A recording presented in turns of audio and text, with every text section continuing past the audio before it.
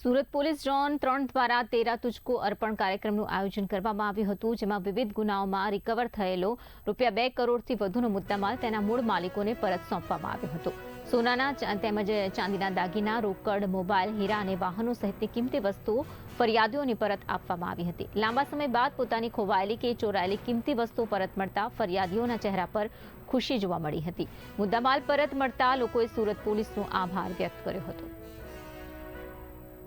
ગુજરાત સરકારે આ જે સમસ્યા